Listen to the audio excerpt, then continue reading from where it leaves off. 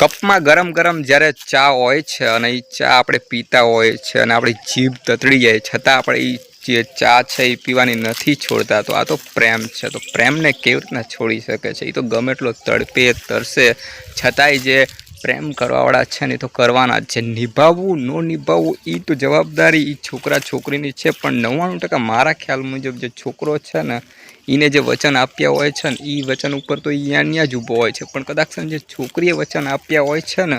એ વચન ક્યાંક ને ક્યાંક એ નિભાવી નથી શકતી, અને એ એક ચક્કરની અંદર છોકરો કદાચ 4 વર્ષ 5 વર્ષ કે જેટલો જૂનો પ્રેમ હોય એ અહીંયા ઊભો રહી જાય છે, અને એની સ્થિતિ બદલાઈ જાય છે, એની પરિસ્થિતિ બદલાઈ જાય છે, એનો સમય બદલાઈ જાય છે. એને જે સમય આપ્યો હોય છે એના કારણે એના સંબંધી દોસ્તાર